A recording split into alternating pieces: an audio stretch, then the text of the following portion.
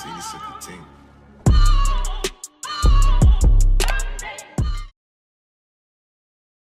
Right, ladies and gentlemen, welcome back. We got a brand new Chart Talk coming at you. It is 1 o'clock here on the West Coast. That means it's 4 o'clock out east by Bennett. October 8th, Tuesday, we're coming at you. We got a tale of two markets to open up this week. Yesterday, we had a pretty underlyingly weak, equity market. Stocks were very weak. It seemed like, NVIDIA was holding the market up. We closed very weak yesterday. What we see? Actually, let me get to the charts, talk about it a little bit. All right. We got my S&P up. You can see it. Mm-hmm. All right. So you can see yesterday it was a bit of a weak day, and we came with a strong day. Now it's not looking like much happened because these are very small candles. But you take a look at some indicators around the market. We had a huge jobs report come in, and the 10-year just absolutely ripped on that. The thought process is strong jobs report, stronger economy, which means they're not going to be as aggressive with cutting rates, which means the 10-year rips. So, I'm not too mad at seeing a strong jobs report. Obviously, I'd love to see rates down, but this might make equities a bit shaky in the short term. Along with that, we saw oil just absolutely rip off lows. With the Middle East tensions, as we'll see for the next 500 years. But then they came in today, and I think that's really what allowed stocks to lift today. And then also the dollar's been ripping off lows here. So, it's we're still strong, we're grinding higher here now. It looks like, we could make all-time highs. The thing is, I don't see a lot of juice out in the market right now. It's everything looks really good. It's just, there's not a lot of juice just staring at the market every day. We do have this NVIDIA breaking out. That's, lifting the tech stocks, finally pushing away. So that looks really good. We did see a bit of a broad-based rally, more so today. But, I wouldn't be shocked to see us right now coming into this chart talk. Looks like we're going to rip off these highs, just going to run. I wouldn't be surprised to see us just continue to chop around. Mm-hmm. We got the election coming up in 29, 28 days. And we're just seeing, and it's just such a huge event. I think this First Solar is like the perfect example of pre-election chop. So after the debate, when was that? Early mid-September. Mm-hmm. It looked like the polls had Kamala winning, all that stuff. For solar energy stock was ripping when Kamala was up in the polls. Since then, Kamala's been down on the polls. Trump's been up. First Solar gets smashed. So it's just such a huge event we have coming. It would make sense for us to just kind of low volume chop around. But it's good to see. It's good to see the tech stocks and semis play ball today, kind of chopping around this area. Everything looks healthy. I'd just be kind of surprised to see us blast off. So personally, I'm being very selective. That's kind of all I got for the broad market stuff. What are you thinking over there, Benny boy? All right, let's see. And by the way, how's the office, huh? Yeah, I mean, it looks like you're in Bali right now. It feels like it. Feels like it with this P&L. We'll have to get into your car trade after this. So we'll go over a couple. What's that? One of them little. Nice, I can scream in here. I don't gotta worry about it. But all right. So you already went over the SPY, so I'm not gonna beat a dead horse. Again, very similar outlook. A couple of the strong sectors. Again, energy has been on a pretty strong tear since pretty much like middle of September. But we do have this not major, but pretty significant resistance area in the energy sector. And we saw run up into yesterday. Saw kind of gap down today and closed pretty weak. So it's still within that range. So we for energy broadly, it's like we were in this breakdown stage since April, and it just looks like energy is continuously trying to work itself out in this base and eventually climb back to the highs. And if we look really further out, let me get rid of these lines.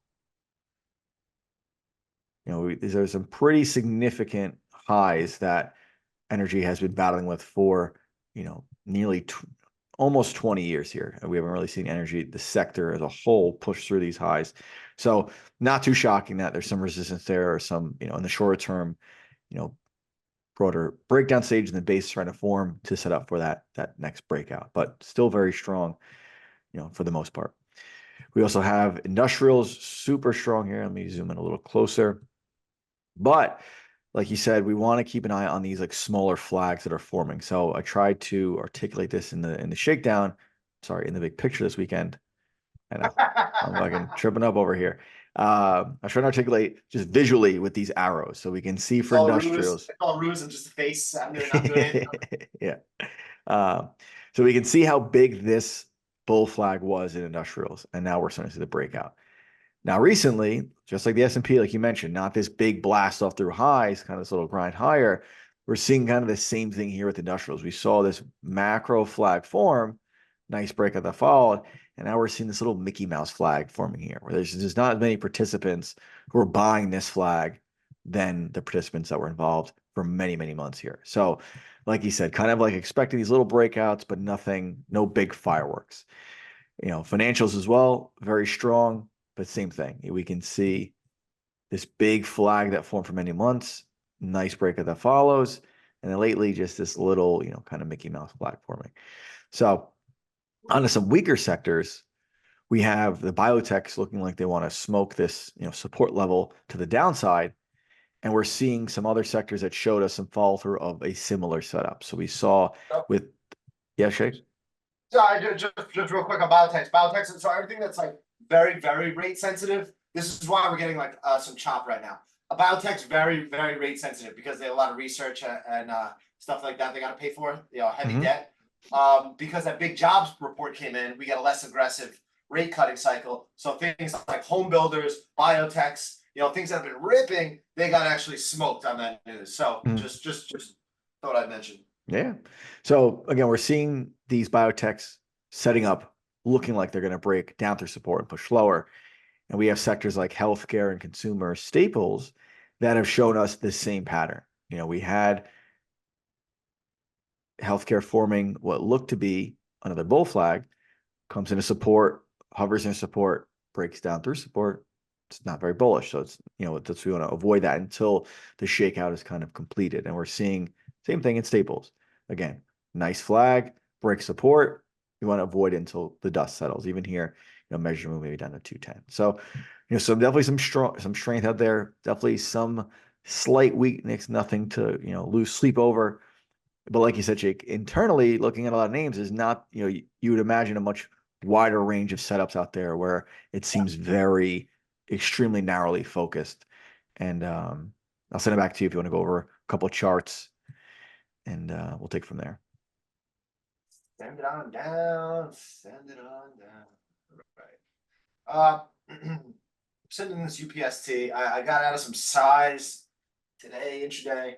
I really like the chart. So it's working on an inside weekend up. It's trying to break out of this kind of stage one base, and it's got a 30% short float, meaning 1 out of every 3 shares is short. The good, like the attractive part about that is that, if it is to break out, you get these sick runs. The annoying part about trading these type of names is you'll see I got out of some size today, towards highs, kind of close out. But as you'll see, this is very par for the course where it like rips up, bam, huge sell bar, kind of gets back to highs, sells back off. It trades a lot like that's how Coinbase trades. I hate trading that name for that reason. But when these names with a really, really high short float, that's very, very common on the intraday trading is they get these fucking brutal sells down and then whip up. So, you kind of have to stick to your idea and stick to your stops there. And that's kind of why I got out of some size so that I can hold on against a proper stop. Still got some, but let's talk about the trade of the week.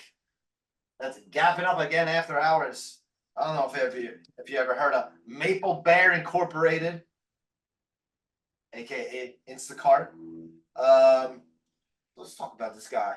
So I had a very big bone to pick with this guy because, all right, way back when I was very, very heavy for this move. I bought 36 versus 35 right here. I bought a huge position, and we were heading into rate cuts.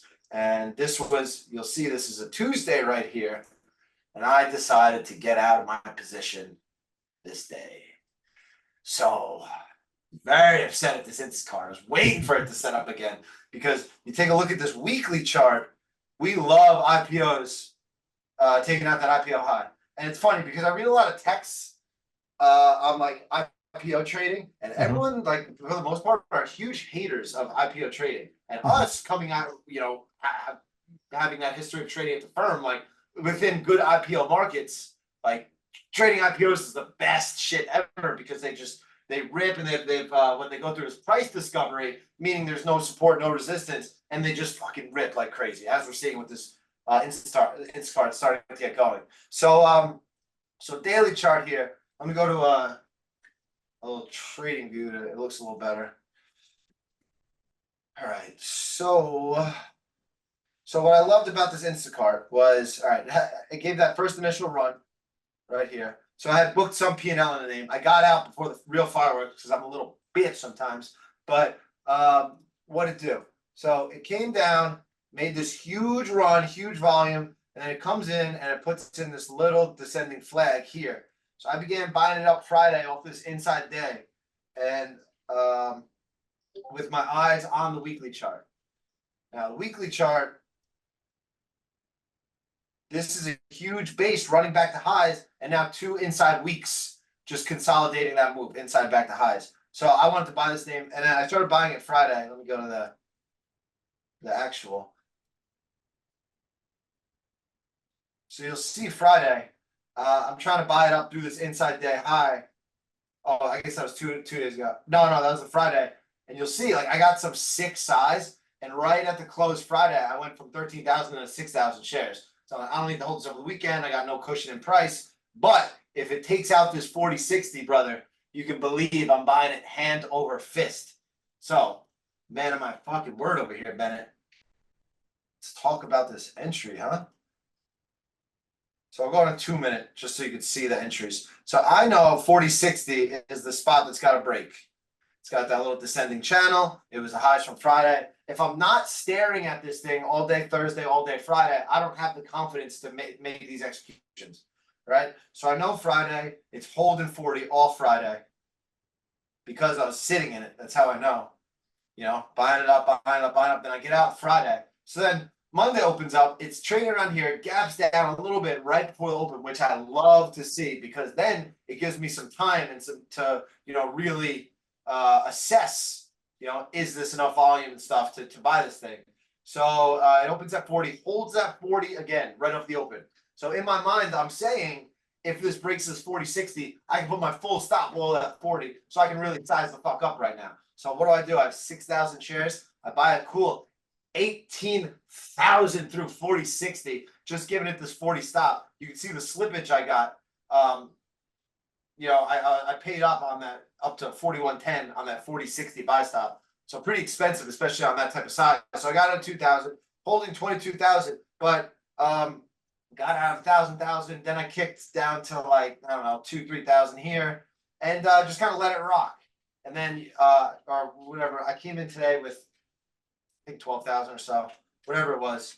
And then it hits these highs, and then we get the slow death all day. The stocks are selling off. We just kind of got to sit there with it as it's just slowly dying. But at this time, you look up the Qs. That's today. At this time, the Qs are doing this and selling off. So the fact that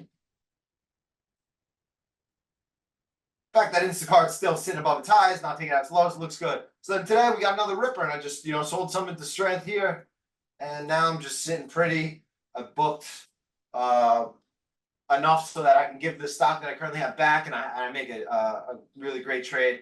But the key recognition in this trade is just recent IPOs. Another one that's really setting up is this Reddit. We killed this move here. I didn't really pay attention to this move. But you look on a weekly chart, and this is just one big base here. You look on a monthly chart, it's just basing out between 75 and 37 here. So when this breaks, you can see some silly moves, as I'm hoping that we see in this card. But that was a big win for me this week. I'm sitting in this. I bought some Affirm today. Tried to get in yesterday, but I got a little catalyst today. So I was just kind of buying this thing off lows. Hopefully looks kind of sets up for a swing here. Go to the daily chart. Again, it got that upgrade today. So hopefully, breaking out of this little send channel. Hopefully, gets another run. Upstart looks pretty good. Other than that, though, definitely being very, very selective. I missed some things, like I missed this MSTR this week. That one looks really good, but you can't be in everything. Yeah, I know, and just still being very selective. Although market looks very good, just recognize we got this very, very big election coming up in 30 days. Think about if you're sitting on the sidelines with a lot of money, are you going to put it to work right now, or are you going to put it to work, in 4 weeks after we get the election out of the way? Just kind of makes sense in that regard. What else you got for us? We got a couple charts we can go over. Oh, dude, It's also I saw like this stat that I just see that of like the new issues like new IPOs coming to market, and like this year there's just been no like no, dude. I was thinking about that. Like from no 2013 to 2021, obviously it was mostly a zero interest rate. We were so blessed with such a crazy IPO market that it's just been dead the last 3 years. yeah So I'm telling you, nothing. once they cut these rates, they come back. We got such a feast ahead of us. Yeah. So a couple charts. We got this VKTX. I had a little battle with this name a few weeks ago. Still setting up. Ugh. You hate it. Still keeping a close eye on that on the at 70 level. But again, still wide. 70 versus 60, $10 range still pretty wide. You know what the stock is, right? I was talking about it in the chat today. Mhm. They're the first pill form of Ozempic, and they have one big competitor, and their competitor who was trying to get to market faster than them, they just had to go back and do some phase 2 trials over again. So they're like the clear cut path to being the first pill form of Ozempic on the market. They just got a price target upgrade to like 150 today. So it's like they have early November, they have a huge conference Mhm. where they're going to present all this data, and it's like I don't want to try to buy that conference. I would like for it to like break out beforehand, and me have stock and to be involved for that, because I think it's such a big catalyst and such like a real world relevant product we're seeing everywhere. It's just don't lose sight of this one. And if you look on a weekly chart, you don't have the moving averages like I have them. It looks it looks very similar to SMCI before it broke out. The way the 10 and the 30 week are smushed together. It's a very, very, very great weekly setup. Nothing back there, but Yeah. if you look at this weekly chart, it's just very, very consolidated. So if it just goes one of these days, weeks, it shouldn't be a huge shock. Got to keep it on the radar. So what we're here for. We got switching gears a little bit. We got this Apple again, still setting up. Probably gonna take some time here for that 230 breakout. We have that bigger breakout or more macro through that 234 area. So keeping a close eye on that. Shake Shack setting up. We can see still is 110. We can still see. Let me get this mouse out of here. A couple attempts, 5 attempts so far since March at this 110 level. Similar like the VKTRX, still 10% range here. Resistance at 110, support at 100. So not overly eager to just buy 110 when the real risk in this name is still pretty wide. Want to see it tighten up. Probably won't see it do much until after it reports earnings. Probably just needs to flag out here until it reports end of the month. The last couple of names here, we got this CTSH. See a nice bull flag forming here under this 78. A little bit tighter compared to the other two names, 78 versus 75. So only $3 range in this one. A little bit tighter risk. Dow 30 name, again, we mentioned earlier, the financials have been very strong lately. So we have this 513, this blue sky breakout. That's all-time highs for Goldman Sachs. And a little bit of a tighter entry through this 500, psychological level there versus that 485. So a little bit tighter risk in this name. And lastly, we have this New York Times, which I can't believe the newspaper is actually bull flagging, but it is setting up through this 56, tight $2 range so far, earnings end of the month. So a couple of names flagging out there, but very kind of slim pickings, very narrow focus, even with the broad indexes, very strong lately. Yay. All right. So I guess that's it. If you like this office, give us a like, comment, subscribe. We'll be back here next.